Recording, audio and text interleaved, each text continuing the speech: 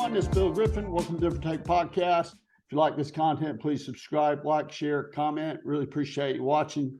And today I have the pleasure of speaking with Mr. Derrick Allen, who is a resident of Gwinnett County, lives in Snellville as a child, attending the Gwinnett County public school system, and just want to talk about what's going on with the schools. I've done several episodes regarding the school system. So good morning, sir. How are you? Thanks for doing this. I'm doing great. How are you doing? I'm doing fine. So I'll just start with this. What is your view on what's going on with the schools, particularly with the amount of violence that the school system claims they're having over previous years? When I think about GCPS, I think it's an issue that anybody that knows me would be surprised to know that I can name all 5 school board members. Never in my life have I ever known who my school board rep was, let alone who the whole board was. So I personally feel like the issues in GCPS, I feel like they're very, very volatile. And if we don't get it together, there's going to be even bigger problems. And from what I observed, I came in this maybe about a year and a half ago, 2 years now, when I noticed that the school board was going to fire the superintendent. I felt like that wasn't a really smart move to get rid of Alvin Wilbanks. Was not a smart move? I don't think it was a smart move at all, because the man had a proven track record. And if you don't mind me interrupt, so the viewer will know, we're talking about the Gwinnett County schools superintendent. Gwinnett County is a big school system, has 90,000 students, a huge budget, and Alvin Wilbanks was the superintendent. Sorry to interrupt. No problem at all. Like, if you really think about it, Alvin Wilbanks is the reason why a lot of us moved to Gwinnett County for the school system. And 2018, there was a school board election. And I remember thinking to myself, when I seen a young man from Shiloh High School running, I was like, hey, I'm going to vote for the guy that looks like me. And I voted for Everton Blair. Little did I know that vote would come back to haunt me in the worst way. And I say that because some of the decisions that they made, it got a lot of parents' attention. And in the beginning, I feel like these parents were doing the right thing and had good intentions, because GCPS was one of the few school systems in the metro area that had in-class learning in fall of 2020. And that's because a lot of the parents got together, voiced their concerns, and made sure that the schools were open. So some of the parent groups has been outspoken. I agree with them on that. I also agree with them when they said that Alvin Wilbanks should have been fired. The man had been here 26 years. He had agreed to not seek renewal of his contract, and we pay him $500,000 a year. So I just think it made good sense financially to fire the man with a year remaining on his contract. Another thing that got my attention is they kept talking about they want to remove SROs out of the school system, school resource officers. And I'm thinking to myself, who would think that's a good idea? So I've done a little digging, and I see it's a pretty extreme group called, well, I'm not even gonna call out no names, but it's a pretty extreme group in our county that's pushing the school to prison pipeline agenda. You would think they got good intentions, but to me, I kind of question their motives. So I didn't think SROs should be left out of the school system, should be put out of the school system. Another thing I agree with that group of parents on is I don't think CRT should be allowed in our school system.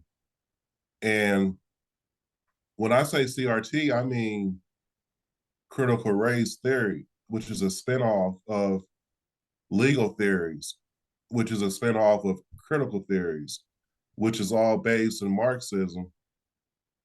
What I didn't agree with is every parent who would come to the school board to complain about CRT, I could see all they did was like a 15-minute research on Google because they all came with the same talking points.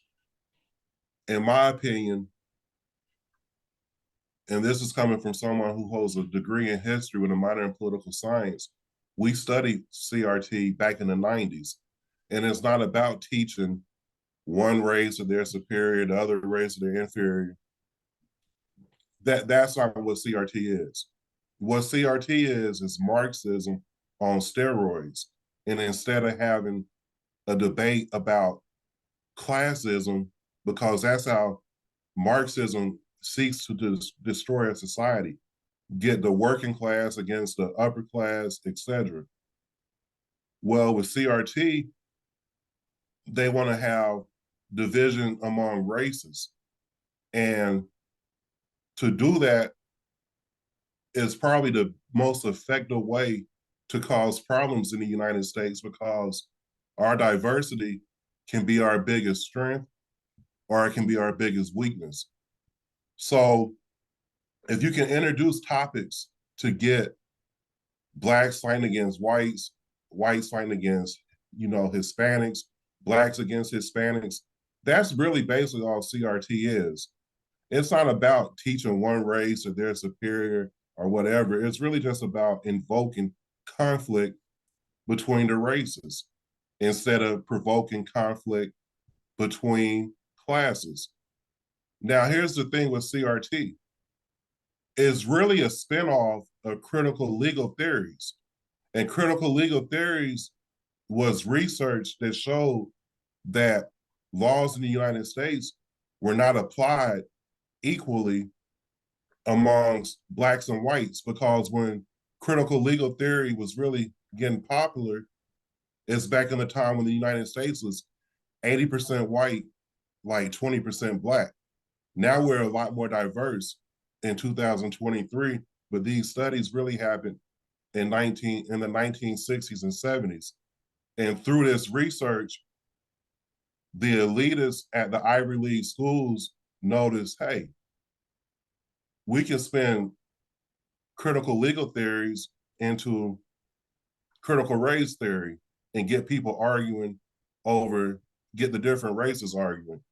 That's just my sum up of what CRT is. But another thing I didn't like what the school system was doing, and this brings us back to CRT, when they started throwing around buzzwords like equity. The United States, the Constitution makes it clear, all men are created equal. It doesn't say all men are created equitable. There's no way you can guarantee equity anywhere. I got 3 kids. I'm raising them all the same, but I'm not going to get the same results with my kids. So when I started seeing things like that, I was like, okay, Democrats is playing a race game. And it really kind of turned me off of what they were doing. So I kind of ended up having more in common with the conservative parents in Gwinnett County. But here's the thing. Most Black people are conservative. We just vote Democrat because when we look at like my mom was part of segregation in the United States. So when we look at the people who were against segregation in schools, those wasn't white liberals. Those were white conservatives against segregation.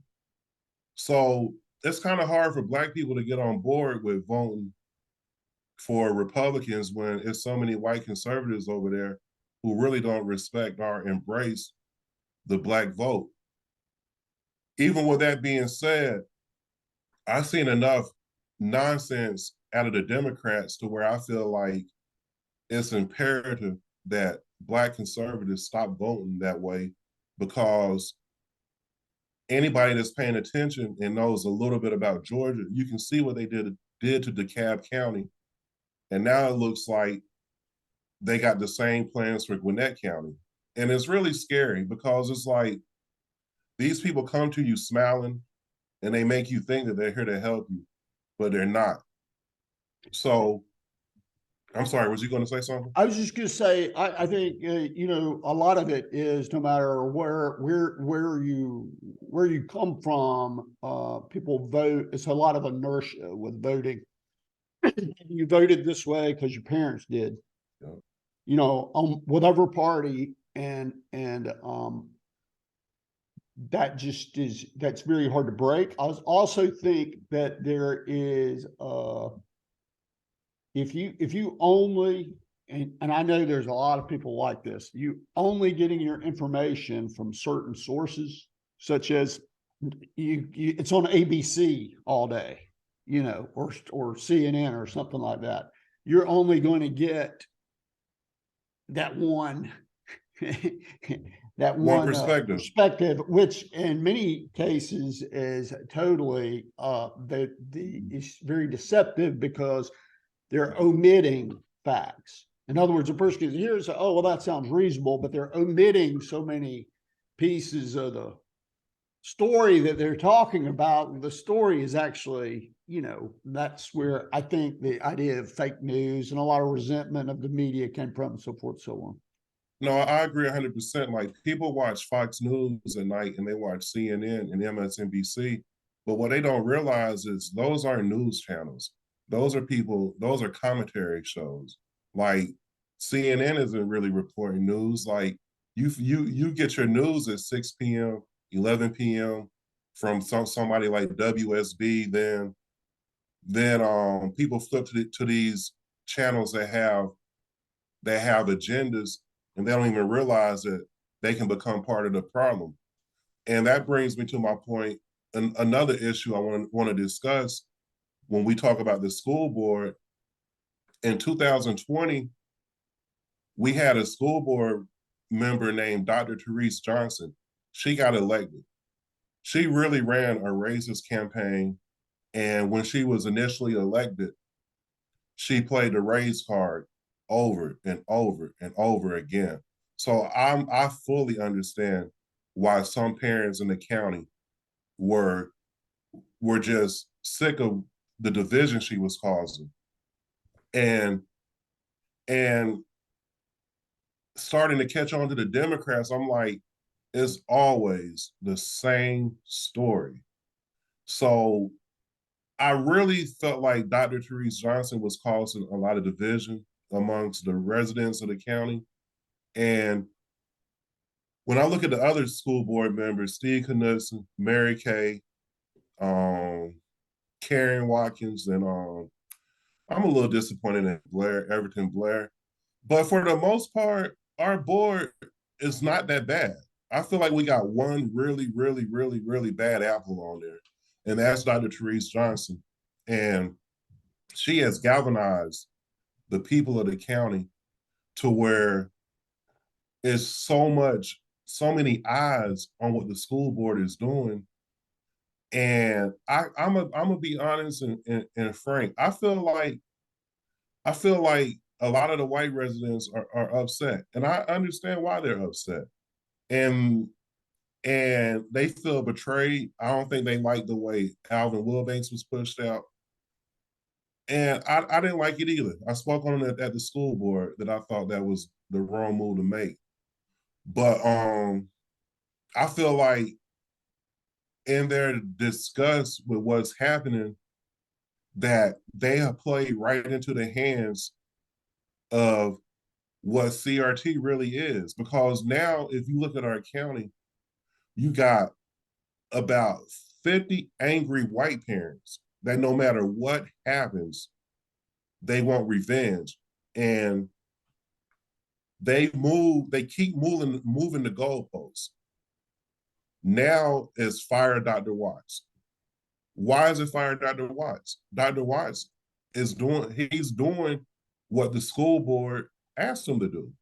So if you ask me, that's like if I'm the head coach and you're the quarterback and I keep calling dumb plays, even We don't know if you're a good quarterback yet because I haven't put you in a good position to show that you're a good quarterback. Same with Dr. Watts.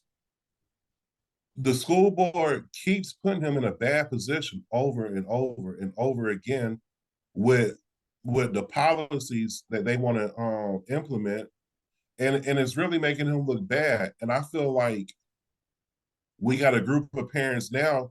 First, it was Dr. Therese must resign. Then it was this. Then it was that. They keep moving the goalposts. They changed the elections from partisan to nonpartisan, which if I'm a Black person in Gwinnett County, I'm like, why did the Republicans wait till they lost power to make the school board nonpartisan? That's playing right into the hands of CRT. Now you got Black people saying, hey, as soon as we get a little bit of power, Republicans try to change the rules. And you got Black people, because Black people vote Democrat 90% of the time. So you got a group of Black parents at odds with a group of white parents over ideology. We're falling right into what CRT wants us to do. So my thing is, why is there such a big push to fire Dr. Watts when really the push should be to get Dr. Therese Johnson to resign? Because if you want to look at where all the chaos started at, it started with her talking about, I don't know, I'm not sure if you're familiar with some of the tweets that she put out, but she's ridiculous. Like, Sarah, like she's ridiculous. And that caught a lot of people's attention. And when I'm sorry. If you don't mind me interrupting, so the thing that I noticed, because I think it was a really big deal to close for this really negative thing to close schools down for whether you think it was a good idea or health wise, it wasn't good for the students to have the school shut down for that long of time. And I think that's kind of when I started following this. But the thing I noticed when I would review the board meetings and I would see this parade of students, which is exactly, I think what you're saying is parade of not just teachers, but students that were saying the same things. They were speaking of systemic racism as it's being taught in an uncritical way.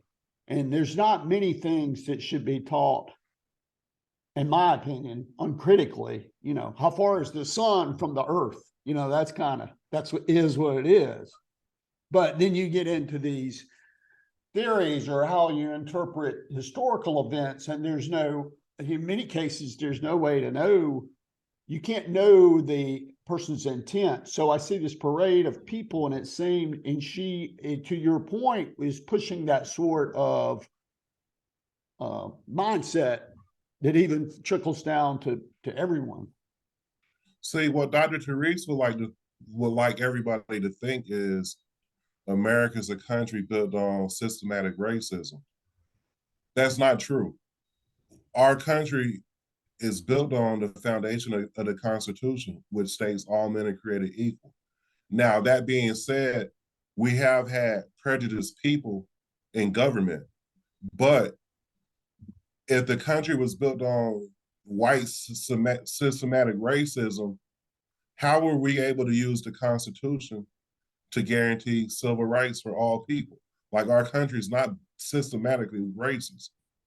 And I feel like if you really want to uplift someone, why would you tell them that they're in a system that's set up for them to fail when really you should tell them the system that they live in is the greatest form of government ever in the history of mankind.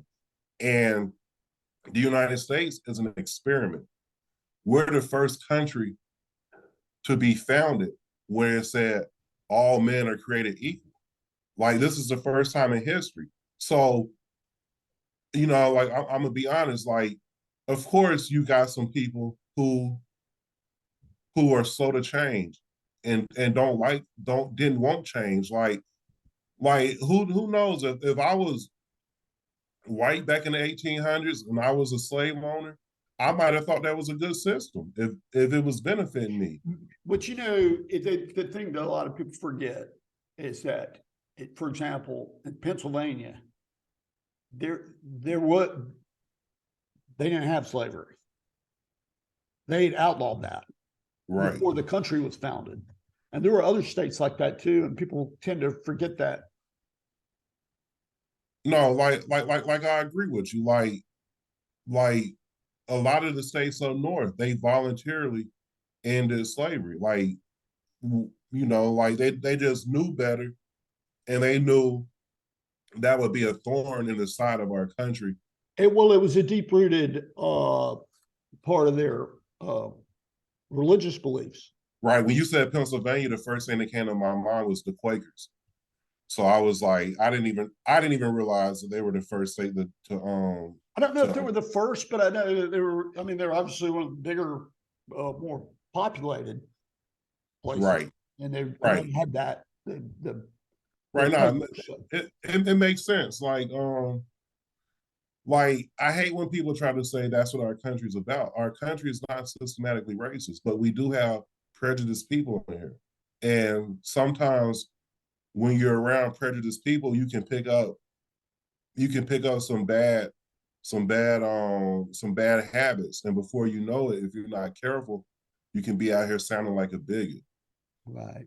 Let me ask you this, because this is the thing that's that I find kind of curious, and I can kind of understand why the parents upset with the superintendent, because this policy change that this JCDI thing, which in reading it, it's a bit vague. And I noticed in the school board meeting, one of the school board members, Karen Watkins, seems just I don't understand why there's more violence this year, because we didn't change the application of the consequences. But if you read the policy, it's pretty clear that they're saying, hey, you use out of school suspension as a last resort. So that's going to trickle down to how the teachers do things.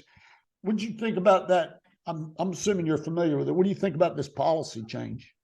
When it comes to restorative justice, I don't think it's a good idea. I'm not even sure a lot of the school board members think it's a good idea, just from hearing them talk in work sessions. And it's clear to me that this is Dr. Therese Johnson's idea, this restorative justice, because she feels like, well, we both know how she feels, and it's not positive or productive for our county.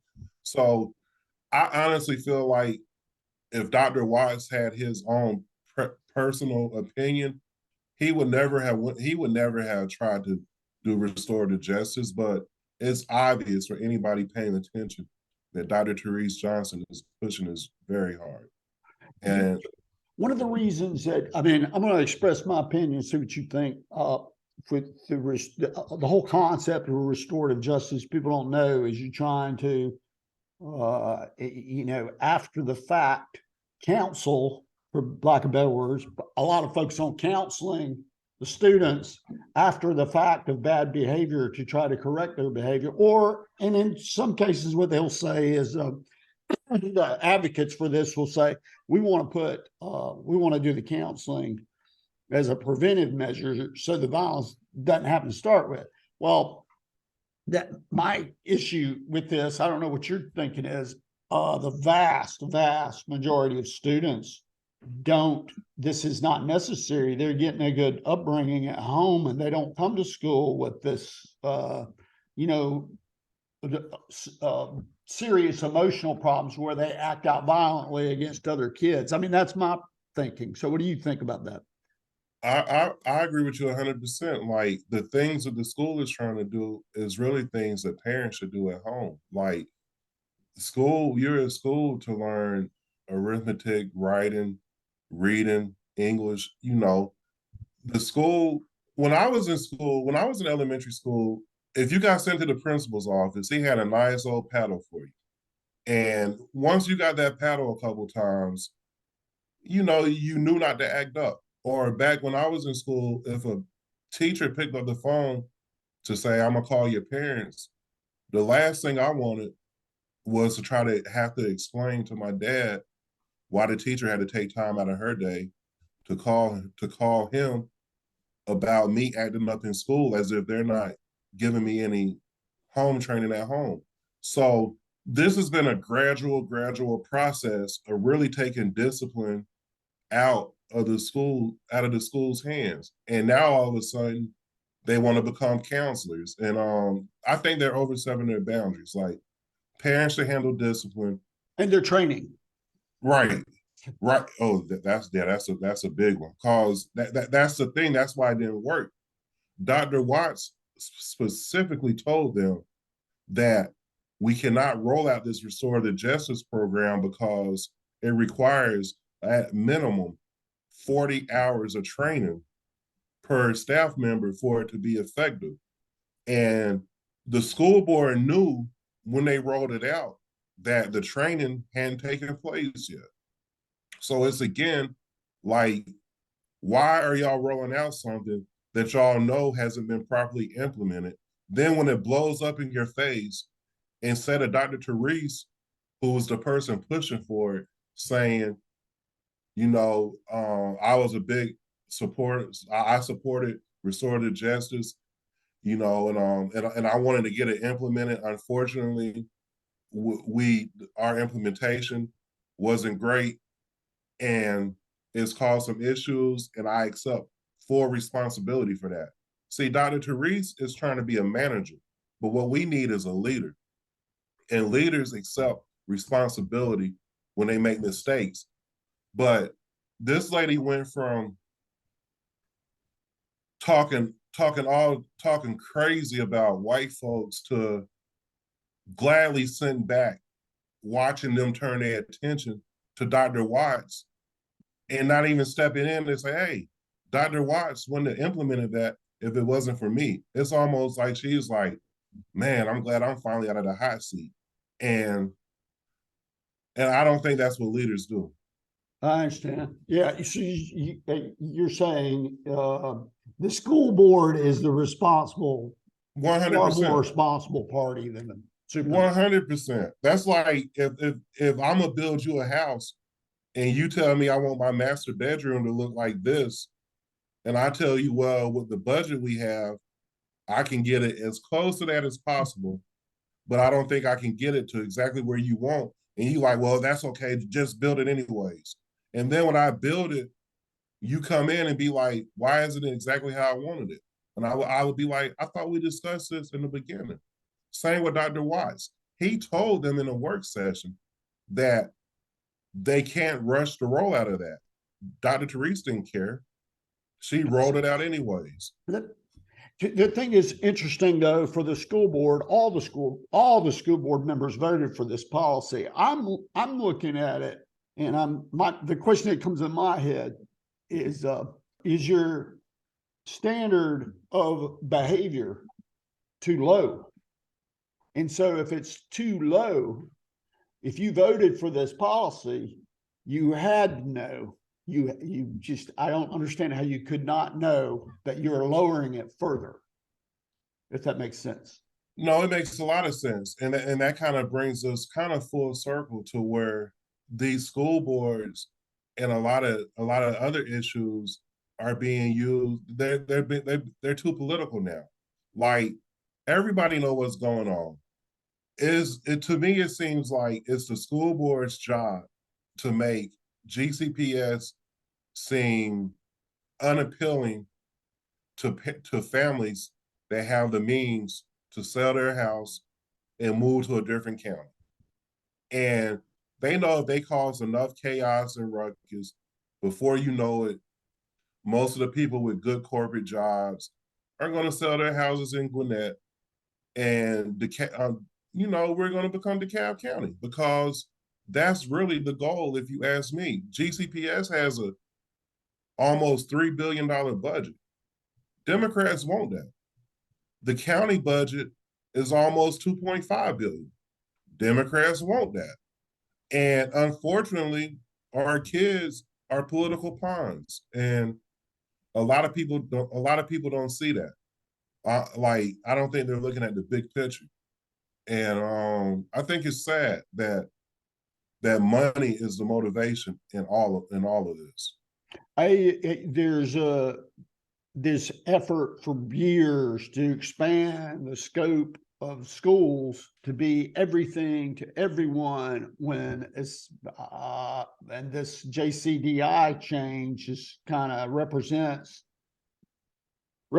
that, to be everything to everyone. I interviewed a professor, as a university retired professor, Peter Smagorinsky is his name, but he said the big problem with the restorative justice was that it was experimental, that you had to have buy-in, and Gwinnett County school system was way too big to try such a thing. So the thing that's interesting to me, and I think this is what you're saying also, is why would you not follow whatever the best practices are? I mean, there's schools all over the United States that could be, good and bad, and you pick you use the models that have the best behavior, because if you don't have good behavior, you're not going to have good academic achievement, right?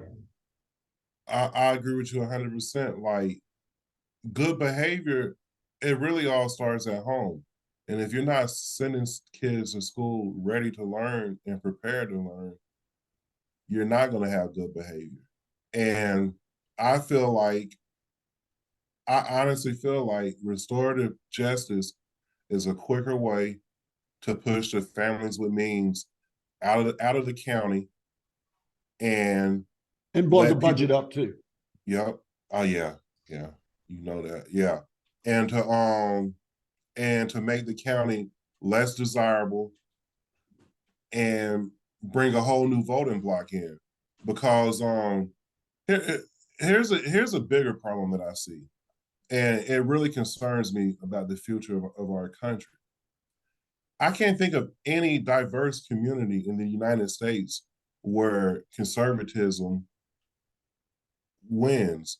It seems like every time a community gets diverse, it always tends to lead to be liberal. And it's the same thing happening here.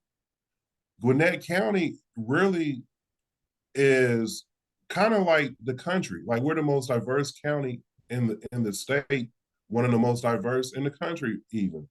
And if conservatives in Gwinnett don't find out a way to take back this county, I just think this is a precursor of what's to happen all across the United States in a matter of time. Like, conservatism, for whatever reason, just doesn't play well with a diverse population. And that's sad, and it's really scary, because if we're not careful, we're gonna keep heading down that road to socialism, and before you know it, you know where we'll be.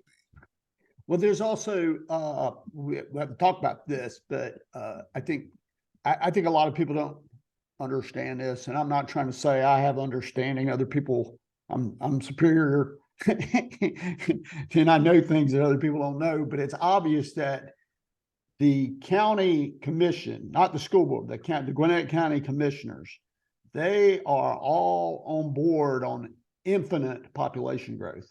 They're perfectly fine with doubling the population of the county, which doesn't do a lot of good for a lot of the people that live here, because they don't, they live here because they can tolerate it, or they like the way things are. So if you double the population, you're not going to be the way they are now, but it also going to have a serious impact on the schools too. Do you think a lot of people understand that that's their mindset, is that they're hell bent on doubling the population, and a lot of people just don't even know that that's happening? I don't think a lot of people are Or paying maybe attention. You don't agree with me. No, I agree with you 100%. Like, I've seen the 2030 or maybe the 2040 project studies, and it shows that we should have like 1.5 million people here.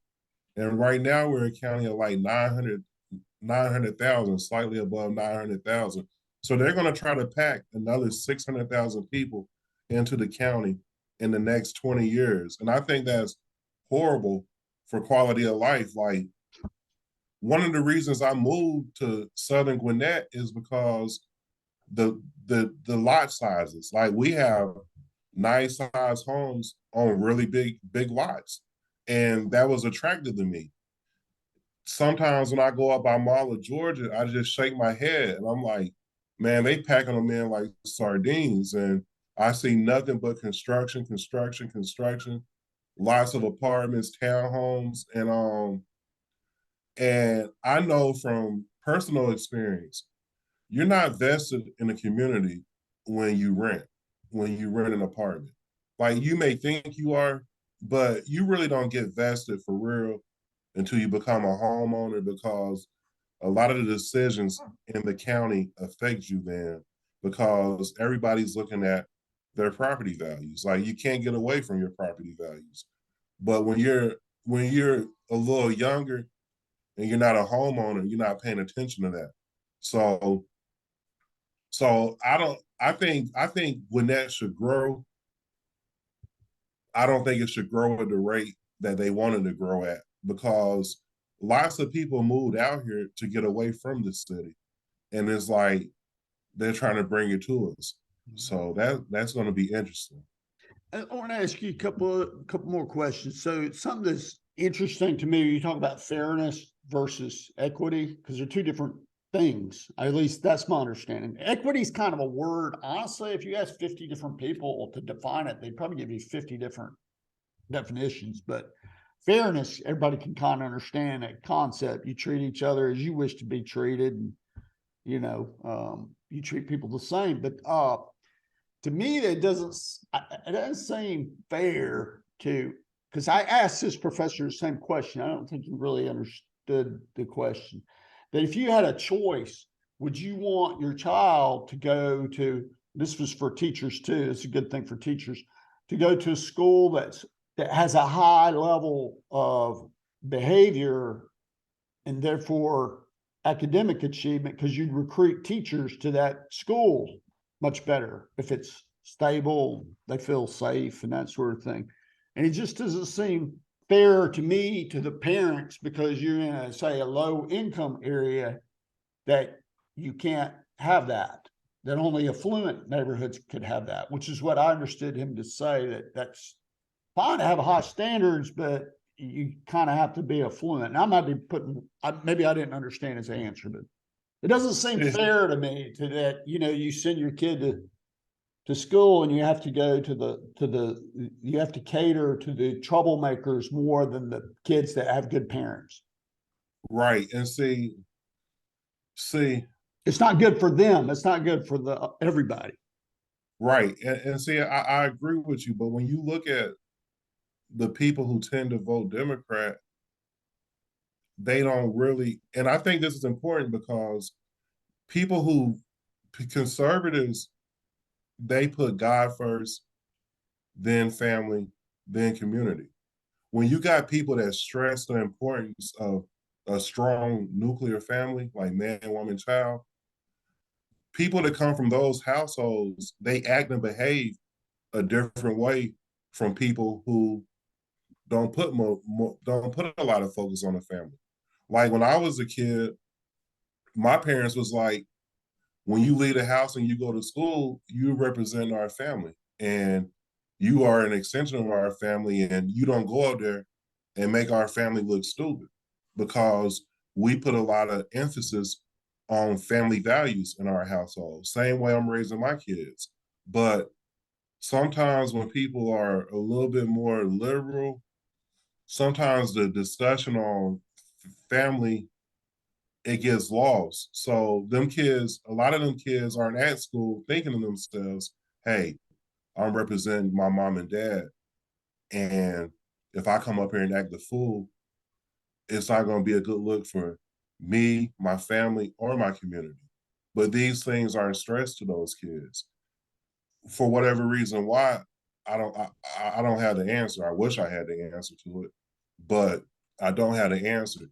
To answer your question, I agree with you. Like, you shouldn't cater to the kids with the behavior issues, but I mean, if me and you had the answer to that question, we wouldn't be in this situation that we in. Like it's frustrating.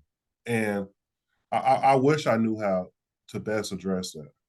Right. Well, professors struggle with that a bit too. Say, I asked this question of another guest. If you could choose the school that you sent to, a lot of people I mean, everybody has a choice, but they feel like they're stuck because they can't, maybe not, they don't have the means to move, or they feel they don't, so they're kind of stuck. But if you had a choice between a school that had a high level of behavior or a school that was shooting for proportionality, let's say the school with high behavior, maybe it's the proportionality isn't so great. Which one would you pick? Well, I got to go and Or look is at the that too decision. simplistic? No, I know exactly what you mean. Like when I looked at GCPS schools, we chose Shiloh District for a reason. I could have chose a school that had higher academics or whatever, but I wanted to choose a school that might give my son a little bit of adversity in high school where I'm around him, where I can coach him through that.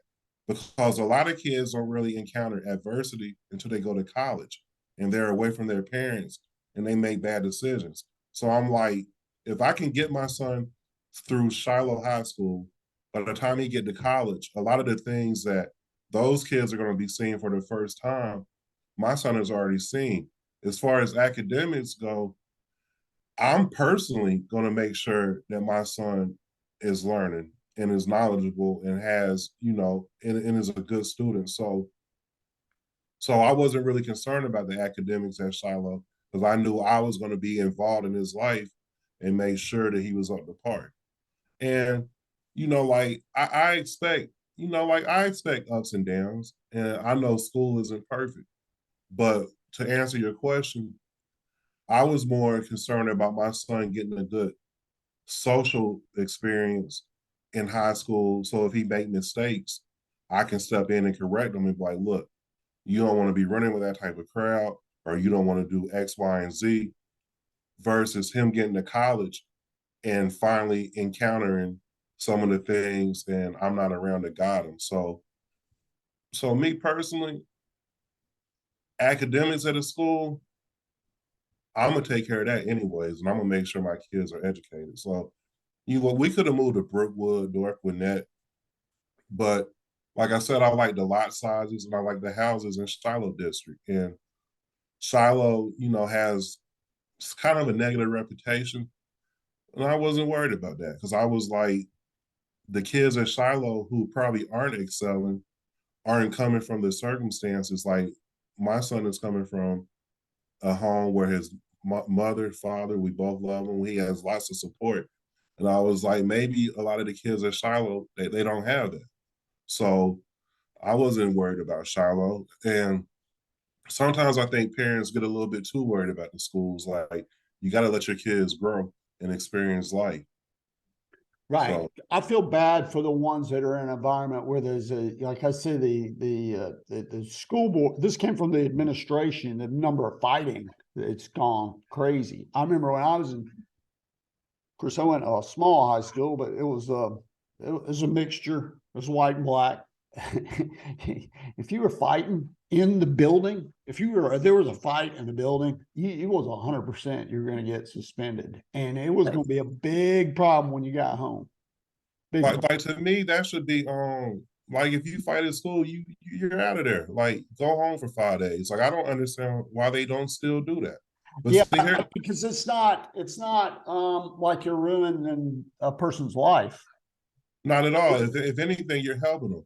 But But here's the thing. Here's the thing about school violence. I tell my son, you can't get in a fight if you apologize to whoever's upset at you and walk away. And from me, so I'm like, you don't have anything to prove to anybody at school. You don't have to prove that you're a tough guy. You need to just defuse the situation, walk away. But see, here's the thing though, and this is what I don't think a lot of parents understand. These fights aren't really random. It's not like just like with crime in the city. when you see somebody get robbed or a house broken into, most of the times they're not random acts of crime. It's like these people are putting themselves in Especially position. if they're on video. Right, right. People are putting themselves in position to have these things happen to them. So I tell my son, look, stay out of people's business, mind your business, and remember, you are there to go to school. So if you find yourself in anything else, it's because you're not doing what you're supposed to do anyways. So if you see people fighting, walk away. If somebody tries to fight you, walk away. I don't even tell them to go tell the teacher. I'm like, just remove yourself from the situation. And it's pretty simple. It works for him. My son isn't scared to go to school. He actually enjoys school. And some of the parents that I know think Shiloh is the worst school ever, but really it's not. Like the fights and everything, they're not random. These are people that's bringing that attention to themselves. Why? I don't know. Maybe they're being kids, but I'm never concerned about my son getting into any altercation up at Shiloh High School. Well, it's sort of a news flash. I'm being sarcastic. Teenagers misbehave. Right, right. And here's the thing: it's up all across the nation. And if Like, there's like not consequences, you're not teaching them anything. right, they're going to be kids. Yeah. But to me, school violence is up all across the nation. It's not just a Gwinnett County issue. So I don't know. It's really a frustrating topic because it doesn't have to be like this. And Yeah, I mean, and I go back to my experience in school. It wasn't like that. Matter of fact, I had a high school reunion. Everybody's doing fine. We actually like each other. right, like it's not that hard. It's Like, not that hard. Where do you think this all goes with the makeup of the school board? What do you think happens 3, 5 years out?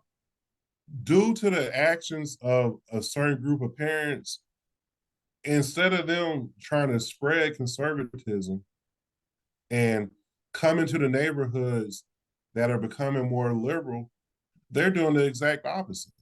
Like, I'm a, like I'm gonna mention a name because he ran for an office. There was a candidate named Michael Rudnick. He ran to replace Steve Knudsen in District 2, whatever district they in.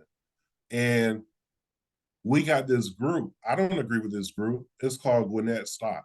And it's mostly a Black group. And this is when I broke with a lot of these parents, I call them school board parents. This is when I broke with them. We had a lot in common, but when they supported a candidate who said that my vision doesn't align with Gwinnett Stop's vision, so therefore I won't be attending their candidate workshop. I was like, as a candidate, your number one job is to go into that community and push a conservative message, especially when that community is being overran by liberals. So if conservatives won't even come into the community, especially conservative candidates, how can y'all sit back and complain? Like, Say kind of a tactical error. excuse me? It's a tactical error. Right. And I was like, dude, go down there and push a conservative message. Like, go down there and talk about God, stress the importance of family, and talk about the community. That's a conservative message. That's all you had to do is go down there and take that to those people. Because if they don't listen to you, they're going to hear somebody like Therese Johnson. Oh, America's a racist country. America's this. And then when the white candidate refuses to come, it makes her look right. So I'm like, y'all do all that complaining, but whenever it's time to come into the community and push a conservative message, y'all quiet. So I was like, y'all are ridiculous. Y'all don't want change. Y'all want revenge for Alvin Wilbanks being fired. So I was a little disappointed with Michael Rudnick. Like, I was a really big supporter of his when he first announced, I like to see grassroots candidates. But when he told me that he wasn't going to go to the Black community. I was like, man, you're ridiculous, dude. Like, how are you going to ignore them? So, I mean, do you think it's likely the school board makeup will stay the way that it is, or? yes, because conservative candidates like Gwinnett County is becoming liberal rapidly, and there's nobody to push back against it.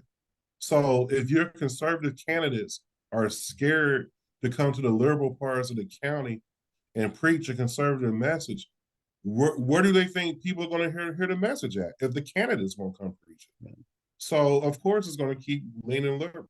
I So think you predicted more chaos basically for a while. man, yes, I think Republicans are done in Gwinnett County because they don't know how to address a diverse community. It's like their message plays well to, I'm gonna be real, their message plays really well to an upper middle class white community. But once that diversity starts coming in there, they don't know how to address it. And that's what's happening in Gwinnett. When Gwinnett was mostly middle to upper class white community, conservative message played very well. As soon as the community started to change, the conservative message doesn't play well.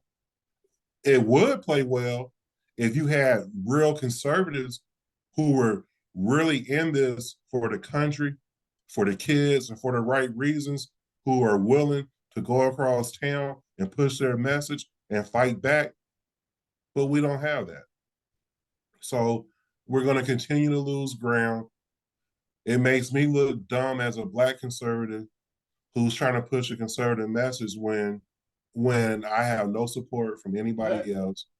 That's a very interesting perspective.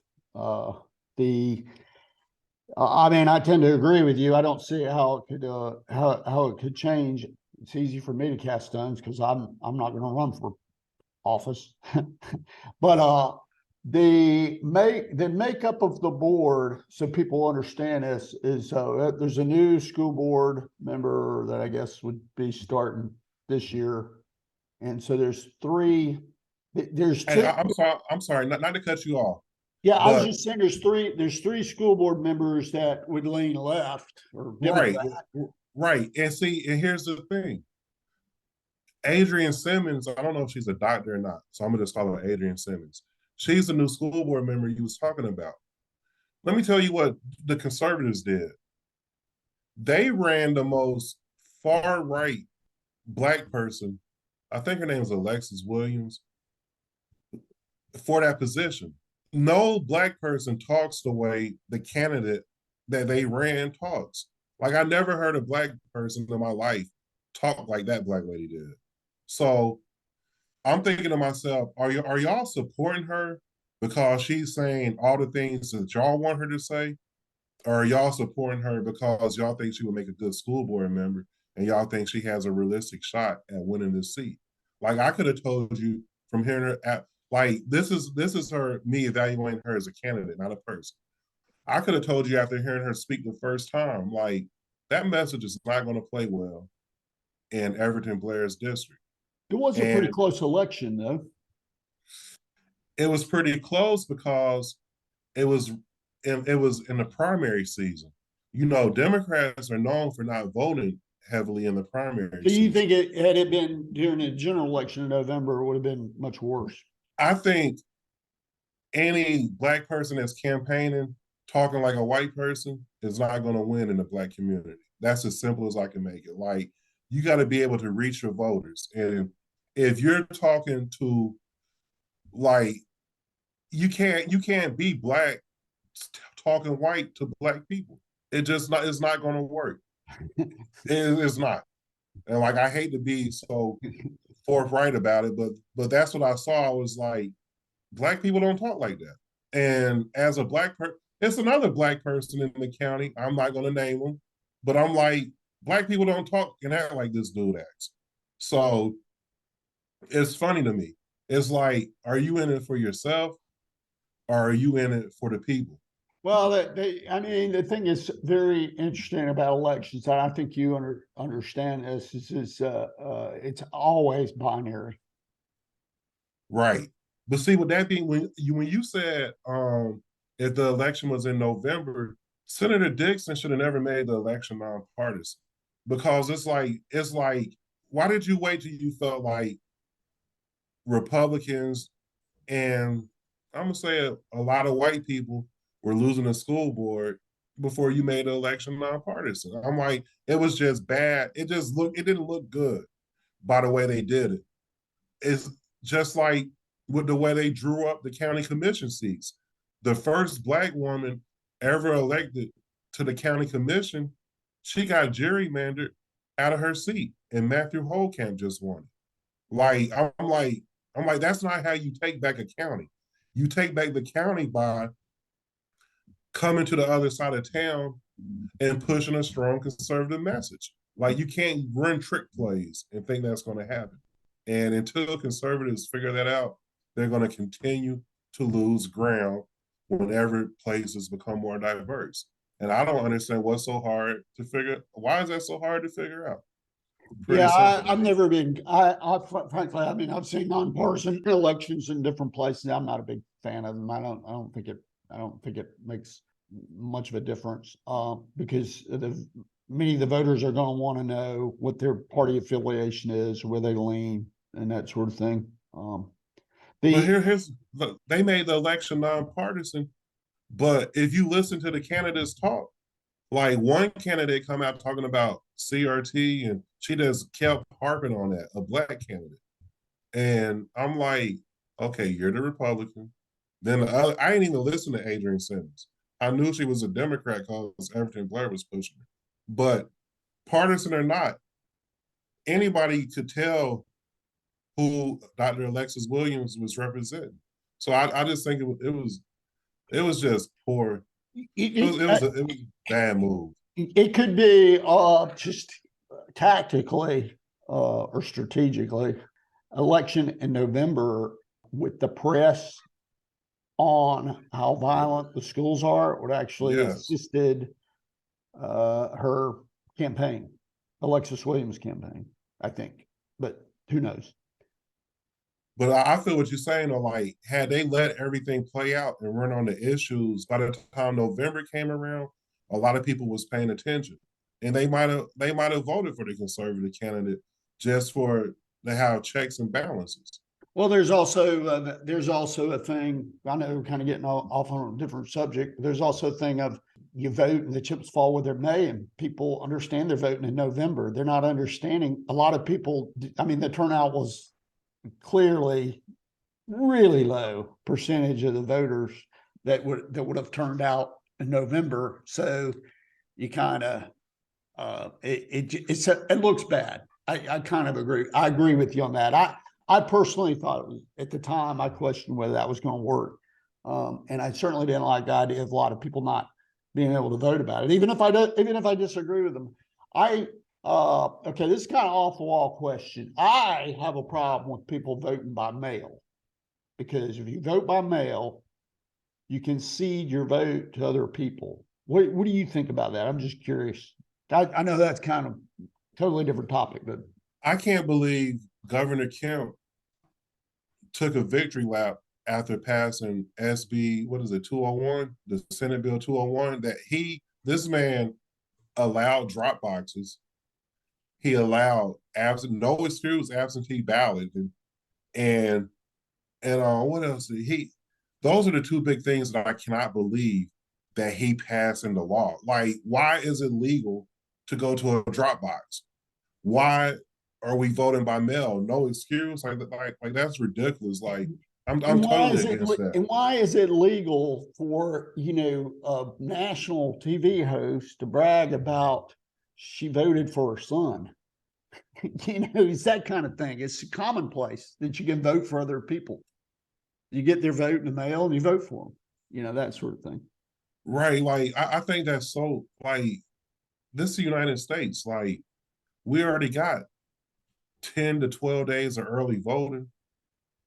then like I remember when you had to go vote on election day. Now it's election season, and I, I'm all right. I'm all right with the early voting days, even though I didn't like it at first. But the no excuse absentee and the drop boxes are ridiculous. They're I ridiculous. don't know. I don't know how. I don't know how that became law. I don't know how Chris Carr let Stacey Abrams dictate to him in 2020 that we were going to have drop boxes everywhere. I dropped my 2020 ballot in the middle of Lenore Park in a drop box. And I just felt weird doing that. I'm like, this one doesn't even make sense. And then it became a law. It's voting. I mean, voting. I think you and I, maybe a different generation, has something to do with it. But I always took it as a very serious matter, and we just seem to be very unserious about it. The whole procedures and that sort of thing. But I've taken up a lot of your time. I really appreciate it. You're an astute observer of these things. That's kind of that's obvious. Love to talk to you again sometime. But is there anything you'd like to say before we wrap up? Man, I just want I'm just hoping that we can all come together, save the county, keep the schools up to par, take a lot of this. You know, at the end of the day, I tell people, if we don't practice love, unity, and equality, we're not going to be in a good situation. So those will be my parting words to anybody watching. As you move throughout your day, try to lead with love, stress unity, and everything's better when we treat each other equally. So love, unity, equality. I mean, nobody could argue with that. I've said this before. You treat others as you wish to be treated, not treat others as you wish to be treated, unless, and then you got boxes to check. So, right. Yeah. But I've really enjoyed this. You've been watching the Different Take podcast with Bill Griffin. Please subscribe, like, share, comment. If you like the content, I've been speaking with Mr. Derrick Allen. He's a resident of Gwinnett County. He's former executive in the music industry, and I've really enjoyed it. And thank you for doing this. I appreciate it, Bill. I appreciate you really trying to understand and offer some solutions to what's going on. Appreciate it.